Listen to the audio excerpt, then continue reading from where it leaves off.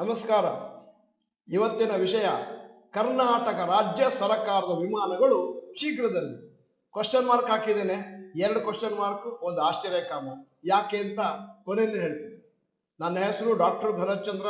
ವಿಡಿಯೋಗಳ ಉದ್ದೇಶ ಕನ್ನಡಿಗರ ಸೇವೆ.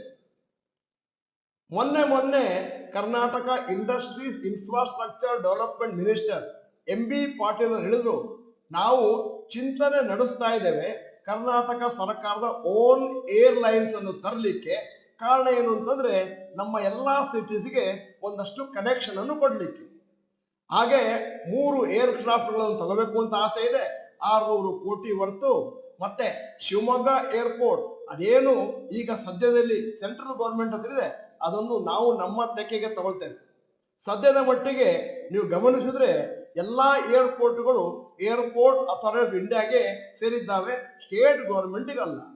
ಮುಂದಿನ ದಿನಗಳಲ್ಲಿ ವಿಜಯಪುರ, ರಾಯಚೂರು, ಹಾಸನ್ ಏರ್ಪೋರ್ಟ್ ಕೂಡ ಇದೇ ರೀತಿ ನಮ್ಮ ತೆಕ್ಕೆಗೆ ತಗೊಂಡು ಅಲ್ಲಿಂದ ಕನೆಕ್ಟಿವಿಟಿ ಕೊಡ್ತೇವೆ ಅಂತ ಸ್ಟೇಟ್ಮೆಂಟ್ ಕೊಟ್ಟಿದ್ದಾರೆ. ಯಾವ ತರದ ರೂಟ್ಗಳು ಇರ್ಬೋದು ಅಂತ ಉದಾಹರಣೆ ಕೊಡ್ತಾ ಇದ್ದೇನೆ.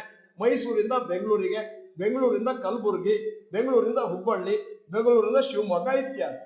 ಮಿನಿಸ್ಟರ್ ಪಾಟೀಲ್ ಅವರು ಮುಂದುವರೆದು ಹೇಳಿದ್ರು, ನಾವು ಏರ್ ಇಂಡಿಯಾ ಅಫಿಷಿಯಲ್ಸ್ ಹತ್ರ ಮಾತಾಡಿದ್ದೇವೆ, ಅವರು ಕೂಡ ನಿಮಗೆ ಕೋಆಪರೇಷನ್ ಕೊಡ್ತೇವೆ ಅಂತ ಹೇಳಿದ್ದಾರೆ.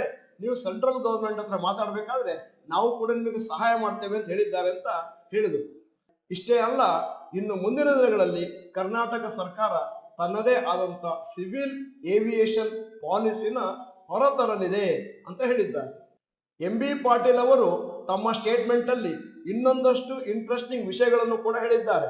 ಅಂದ್ರೆ, ನಾವು ಒಂದಷ್ಟು ಹೆಲಿಪೋರ್ಟ್ಗಳನ್ನು ರೆಡಿ ಮಾಡ್ತೇವೆ, ಏರ್ ಸ್ಟ್ರಿಪ್ ಗಳನ್ನು ಕರ್ನಾಟಕ ರೆಡಿ ಮಾಡ್ತೇವೆ, ಇನ್ಕ್ಲೂಡಿಂಗ್ ಚಿಕ್ಕಮಗಳೂರು, ಕೊಡಗು, ಧರ್ಮಸ್ಥಳ ಮತ್ತು ಹಂಪಿ ಇತ್ಯಾದಿ.